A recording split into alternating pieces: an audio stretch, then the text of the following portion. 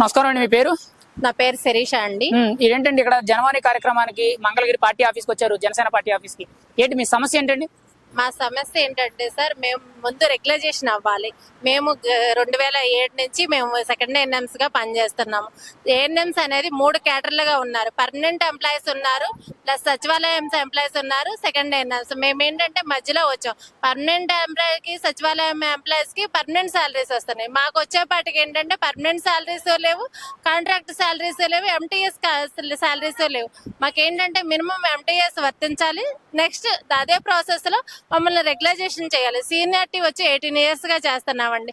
సమస్య ఏంటంటే పైదాకా మన ప్రభుత్వంలో ఉన్న పైదాకా మా సమస్య చేరాలని ముఖ్య ఉద్దేశం అండి. నారా చంద్రబాబు నాయుడు గారికి సమస్య చేరవేయాలని, అది పవన్ కళ్యాణ్ గారి ద్వారా వెళ్లాలనే ఉద్దేశంతో మేము ఇక్కడకు ప్రజానికి అందరం సెకండ్ ఏఎన్ఎంస్ గా ఉన్న వాళ్ళందరం వచ్చామండి. దగ్గర రాష్ట్ర వ్యాప్తంగా మేము 1420 మంది ఉన్నాము సెకండ్ ఏఎన్ఎంస్. కానీ ఇక్కడికి రావడం మటుకి ఒక 30 numbers దాకా వచ్చున్నామండి. మా వాళ్ళు ఎక్కడికైనా వెళ్ళడానికి సిద్ధమే. కాకపోతే ఏంటంటే మా మెయిన్ ఉద్దేశం వల్ల పర్మనెంట్ అవ్వాలి. పర్మనెంట్ కోసమే ఈ ముఖ్యమైన పోరాటం అండి. మరి గత ప్రభుత్వం వైఎస్ఆర్సీపీ అప్పట్లో మీకు ఏ హామీలు ఇవ్వలేదండి? మీకు ఏం చేయలేదా? మాకు సమస్యలు అనేవి చెప్పాం గానీ అండి, సాల్వ్ చేస్తామన్నారు కానీ ఏమీ జరగలేదు. ఇంక్రిమెంట్స్ అనేది సమాన పనికి సమాన వేతనం అనేది కోర్టు ఎప్పుడో తీర్పిచ్చింది, కానీ అది కూడా అమలు చేయలేదు. అదే మాకు బాధాకరంగా ఉంది.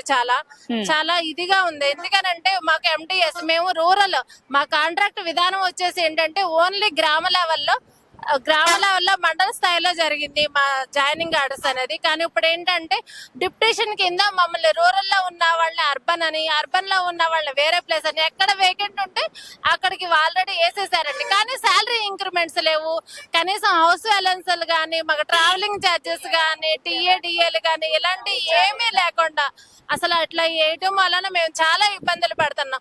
మా ఊర్లో ఒక చాట, మేము చూసే డ్యూటీలో ఒక చాట. కానీ వేరియేషన్ ఏమన్నా ఉంది అంటే కనుక వేరియేషన్ అసలు ఏమీ లేదండి. పని మట్టికి సేమ్ రెగ్యులర్ ఎంప్లాయీ ఏ డ్యూటీ చేస్తుందో అదే టైమింగ్స్, అదే పని వర్తింపజేస్తాం. మా బాధ ఇది సార్. ఇప్పుడు సుమారుగా ఇప్పుడు జీతం ఎంత వస్తుందమ్మా? జీతాల పెంచుదల కూడా లేదంట? లేదండి, మాకైతే గనక ఇప్పుడు 20 వస్తుందండి. మినిమం స్కేల్ అనేది కూడా లేదు. మినిమం స్కేల్ తో పాటు ఇచ్చి మా సీనియారిటీ ప్రకారం ఇచ్చి మాకు ఎంటీఎస్ సమాన పనికి సమాన వేతనం ఇచ్చి వెయిటేజ్ ఇస్తేనే మేము రెగ్యులైజేషన్ కి ముందు వెళ్ళడానికి అర్హులం అవుతాం. మిగతా ప్రభుత్వంలో ఏంటంటే డిఎస్సి ద్వారా వచ్చామన్నారు. ఆ డిఎస్సి అనేది మాకు చేయాలి అంటే అప్పుడు ప్రభుత్వం నిర్ణయం ఎట్లా ఉందంటే మండల స్థాయిలో మండల రూల్స్ ప్రకారం మేము వచ్చాం సార్. అదేంటంటే మాకు ఆ టైంలో అట్లా డిఎస్సి పెట్టయితే మేము కూడా ఫిట్ అయ్యేవాళ్ళమేమో, అది మాకు తెలియదు కదా. వాళ్ళు ఏ పొజిషన్ లో తీసారో ఆ పొజిషన్ తో మేము ఫిట్. అప్పటికి మాది ఫస్ట్ క్లాస్ స్టూడెంట్స్ మేము వచ్చాం, అందరం మెరిట్ మీద వచ్చాం సార్. ఏ రకంగానూ లేవు. ఓకే, ఇప్పుడు గత ప్రభుత్వంలో ఎంతో మంది మాట్లాడినా మీకు సమస్యని సాల్వ్ చేయలేదంట? గత ప్రభుత్వంలో ఏం జరిగిందంటేనండి, గత ప్రభుత్వంలో మేము ఆల్రెడీ వచ్చాం సార్. మేము ఆల్రెడీ సీఎం సార్ని కలవడానికి మేము అందరం వచ్చాము. మా స్టేట్ మొత్తం వచ్చేసాము. ఏపీలో స్టేట్ లో ఉన్న వాళ్ళం సెకండ్ ఏఎన్ఎంస్ అందరమే సచివాలయంలో సీఎం గారిని కలవడానికి వచ్చాం సార్. వస్తే మమ్మల్ని వెళ్ళనివ్వలేదు. తాళ్లు కట్టేసి అక్కడ 10 మంది పోలీసులు అడ్డుపడి మమ్మల్ని లోపలికి రానివ్వలే. కలవడానికి వీల్లేదు సీఎం సార్ని అన్నారు. అదేంటయ్యా, మేము సమస్య చెప్పుకోవాలి, మేము ఎటు చాకరీ చేస్తున్నాము, అందరితో పాటు మేము వర్క్ చేస్తున్నాము, కానీ మాకు జీతాలు ఏం లేదు. మేము కరోనా టైంలో కూడా మా ప్రాణాలు పణంగా పెట్టి మేము వర్క్ చేసాము. ప్రాణాలు కూడా కోల్పోయి ఉన్నారు. మా సెకండ్ ఏఎన్ఎంస్ లో ఇప్పుడు రిటైర్మెంట్ స్టేజ్కి వచ్చిన వాళ్ళు కూడా ఉన్నారు మాలో, కానీ మాకేం బెనిఫిట్స్ లేవు. చనిపోయినా కూడా కనీసం మట్టి ఖర్చులకు కూడా మాకు ఏమి లేదు. అలాంటప్పుడు మేము మా సమస్యలు మా సార్కి సీఎం సార్కి దృష్టికి తీసుకెళ్దామని వచ్చామంటే కలవడానికి వీల్లేదని తాళ్ళు కట్టేసేసి పోలీస్ వ్యాన్ ఒకటి పంపించేసి అందరిని ఆ వ్యాన్ లో ఎక్కించి విజయవాడ బస్ స్టాండ్ లో దించారు సార్. మాకు పోయిన గత ప్రభుత్వంలో మాకు న్యాయం అనేది జరగల. కనీసం ఈ ప్రభుత్వంలోనైనా మా సెకండ్ ఏఎన్ఎంస్ కి న్యాయం జరుగుతుందని మేము సార్ దగ్గరికి అర్జీ ఇవ్వడానికి పవన్ కళ్యాణ్ సార్ కలవడానికి వచ్చాము సార్. అది ఈ ప్రభుత్వంలో మాకు, ఈ కూటమి ప్రభుత్వంలో మాకు న్యాయం జరుగుతుందని మీరు స్పందిస్తారని మేమందరం ఇక్కడికి రావడం జరిగింది సార్. మరి ఇక్కడ జనవాణి కార్యక్రమంలో మీ అర్జీ ఇచ్చారండి? వినతి పత్రం ఎలా స్పందించారండి? ఏం చెప్పారండి? మా సమస్యను పూర్తిగా వివరంగా అన్ని కనుక్కొని తెలుసుకున్నారు. వెంటనే స్పందించారు, మాట్లాడతామన్నారు. మరి ఒకవేళ మీ సమస్య సాల్వ్ చేయడానికైనా లేకపోతే కళ్యాణ్ గారి దగ్గరికి ఈ సమస్య చేరిందన్నట్టు కల్పిస్తామన్నా. అవకాశం కల్పిస్తాను మరి మీకు ఎలా ఇంటిమేషన్ ఇస్తానని చెప్పారండి? ఫోన్ నంబర్ తీసుకున్నాం. ఈ ఫోన్ నెంబర్ తీసుకున్నారండి ఖచ్చితంగా. ఇప్పుడు ఖచ్చితంగా ఈ సమస్య మీద మరి సాల్వ్ అవుతుందని మీకు నమ్మకం ఉందండి? కళ్యాణ్ నమ్మకం ఉంది సార్.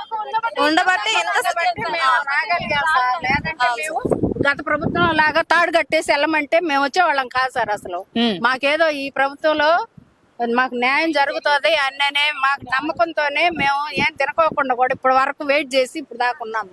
మేము మాకు నమ్మకంగా ఉంది సార్. మాకు ఈ ప్రభుత్వంలో మాకు న్యాయం జరుగుతుంది. జరిగేటట్టు చేయాలి సార్. వీళ్ళందరూ మమ్మల్ని ప్రోత్సహించి మమ్మల్ని మాకు న్యాయం జరిగేలాగా చెయ్యాలి. లేకపోతే తల దిక్కున మా అందరం రోడ్డు పాలైపోవడమే. ఈ ప్రభుత్వం వాళ్ళైనా మాకు రెగ్యులర్ చేసి సమాన పని సమాన వేతనం ఇచ్చేలాగా చేయమని వేడుకుంటున్నాం. చాలా మంది 1420 మంది మేము ఇట్లాగా వెనకపడిపోయి ఉన్నాం. నిన్నగా మొన్న వచ్చిన వాళ్ళు అన్నిటికీ ముందుకు వెళ్ళిపోతున్నారు. సచివాలయ ఎన్ఎంస్ వాళ్ళందరూ నిన్నగా మొన్న వచ్చారు. మేము ఎన్నేళ్ల నుంచో చేస్తున్నాము. మా కష్టం ఎవరికి తెలియట్లేదు. ఇప్పుడైతే మీ సమస్య గురించి మెయిన్ గా మీరు అడిగేది మీకు జాబ్ పర్మనెంట్ అంటే జీతాల పెంపు అంతే కదండి? మేము అడిగేదానికి న్యాయం ఉందండి. మా గురించి మొత్తం కనుక్కోవాలి సార్ వాళ్ళు. సెకండ్ ఇన్కమ్స్ అంటే ఏంటి, ఎందుకని ఇట్లాగా ఎవరికి తెలియట్లేదు. మా గురించి కొంచెం వివరణ తీసుకొని కనుక్కొని తెలియట్లేదు. మా గురించి కొంచెం తీసుకొని మా గురించి అడిగి తెలుసుకొని మా మీద కొంచెం దృష్టి పెట్టి మమ్మల్ని మాకు న్యాయం జరిగేలాగా చేయమని వేడుకుంటున్నాం. మళ్ళీ ఇంకొకటి సార్, NHM అని మాది ఉంది, అంటే నేషనల్ హెల్త్ మిషన్ మాది. అలాగే అండి నమస్తే అండి అందరికి. NHM స్కీమ్ కింద కొత్తగా జాయిన్ అయిన వాళ్ళు ఉన్నారు. LTలు ఉన్నారు, స్టాఫ్ నర్సులు ఉన్నారు, ప్లస్ ఫార్మసిస్టులు ఉన్నారు, MLHPలు ఉన్నారు, కొత్తగా జాబ్ పోస్టింగ్ తీసుకున్న వాళ్ళు ఉన్నారు. మేము దగ్గర 17-18 సంవత్సరాలు అవుతుంది. ఆ స్కీమ్లో కొత్తగా జాయిన్ అయిన వాళ్ళు కూడా ఉన్నారు. ఇప్పుడు వాళ్ళు జాయిన్ అయినప్పుడు ఉన్నప్పుడు కూడా మేము కొత్తగా వచ్చిన వాళ్ళకను పాతగా ఎప్పుడో సర్వీస్లో ఉన్న వాళ్ళకి ఒకటే లెక్క ఎలా వస్తుంది? మేము దగ్గర 16-17 సంవత్సరాల నుంచి మేము అదే స్కీమ్ కింద పనిచేస్తున్నాం. మరి 2-3 ఏళ్ళకి వాళ్ళకి అదే శాలరీ ఇచ్చి 16 ఏళ్ళకి మాకు అదే శాలరీ ఇస్తే అది ఎంతవరకు కరెక్ట్ అండి? మేము 4,000 జీతం అప్పటి నుంచి మేము చేస్తున్నాము. విడతల వారీగా 5,000 తర్వాత 10,000, 11,000 అట్లా మాకు గత ప్రభుత్వంలో కూడా ఇంతకుముందు ప్రభుత్వంలో కూడా మాకు చంద్రబాబు నాయుడు గారే మాకు జీతాలు ధరలకు అనుగుణంగా మాకు ఆయన పెంచడమే. ఈ ప్రభుత్వం గత ప్రభుత్వంలో మాకు ఎవరు శాలరీస్ పెంచి ఈ ధరలకు అనుగుణంగా వీళ్ళు ఎలా బ్రతుకుతారు ఏంటని మాకు ఎవరు శాలరీస్ ఎవరు పెంచలేరు. చేయలేదు. మీరు అడిగారని చెప్పి మిమ్మల్ని అరెస్ట్ కూడా చేసి పక్కా పెట్టారండి. ఏంటండి మీరు ధర్నా చేస్తే మిమ్మల్ని అరెస్ట్ చేశారండి? అంటే జీతాలు పెంచమని చెప్పి జీతాలు పెంచమని అడిగితే మా ఏఎన్ఎంసీ అందరూ కొంచెం ఇబ్బందికరంగా వాళ్ళని బాధలు పెట్టిన వాళ్ళు ఉన్నారు. కానీ మాకు ఎవరైతే ఏ న్యాయం చేయలేదండి. ఈ గవర్నమెంట్ లో నాకు అన్నగారంటే చాలా అభిమానం, వాస్తవంగా చెప్తున్నాను. కనీసం నాకు ఫుల్ జ్వరంతో కూడా నేను ఇలా రోడ్డు నెక్కి ఎందుకంటే మేమందరం ఎందుకంటే మా పిల్లలకు పట్టిన అన్నం పెట్టాలనేటువంటి వాస్తవంతో మేము తిండి తిప్పలు మానేసి మేము బ్రతికేది వాళ్ళ కోసమే. కాబట్టి మేము బాగుండి మా కుటుంబాలను పెంచుకొని మేము కూడా అభివృద్ధిగా ఉండాలని చెప్పి మేము ఇలాంటి పోరాటానికి వచ్చాము. దయచేసి మాకు న్యాయం జరగాలి. ఎందుకంటే ఖచ్చితంగా మీకు ఈ సమస్యకి అవకాశం ఇస్తారండి, న్యాయం చేసే అవకాశం ఇస్తారు. కంపల్సరీగా న్యాయం చేస్తారనేటువంటి నమ్మకంతో మేము ఈ పోరాటానికి వచ్చామండి. మాకు న్యాయం జరిగే వరకు మేము ఇక్కడే మా సమస్యను మేము ఇంకా ముందుకు తీసుకొస్తాము. దయచేసి ఇప్పుడు ఏంటంటే మేము కొంతమంది వచ్చాము, ఇక ముందు కూడా మేము కుమ్మడిగా మేము అందరం వచ్చి మా సమస్యను మేము ముందు పెట్టుకొని మేము పోరాడుకుంటామండి. ఎందుకంటే మాకు న్యాయం జరగాలి. మేము ఎందుకంటే కరోనా టైంలో కూడా మా హస్బెండ్లు, మా కొలీగ్స్ హస్బెండ్లు చనిపోయి ఎట్లాంటి పరిస్థితిలో కూడా మేము ఉద్యోగాలు చేసాము. అట్లా భర్తలు చనిపోయి బిడ్డలు పెట్టుకొని నిరాధారణ కలిగి ఇంటెద్దులు కట్టుకోలేక తినడానికి తిండి లేక ఎన్నో బాధలు పడి ఎవరు ఆదరించే ఆశ్రయం లేకుండా మేము ఎన్నో సమస్యలు ఎదుర్కొని కూడా మేము ఉద్యోగం చేసాము. కానీ అట్లాంటి సమయంలో కూడా మమ్మల్ని ఎవరు ఆదరించలేదు. నిన్నగాక మొన్న వచ్చినటువంటి ఎవరు వచ్చినా మాకు అనవసరం. ఎందుకంటే కొత్తగా ఎవరు ఇష్టం వచ్చిన వ్యవస్థలో వాళ్ళని తీసుకున్నారు. కానీ మేము గత ప్రభుత్వం ఎప్పటి నుంచో పునాది వేసినప్పటి నుంచి మేము దగ్గర 18 సంవత్సరాలు అయిపోయి మా ఈ సర్వీస్లో ఉన్న వాళ్ళందరూ కూడా ఏజ్ బార్ అయిపోయి చాలా మంది రిటైర్మెంట్కి దగ్గర పడ్డారు.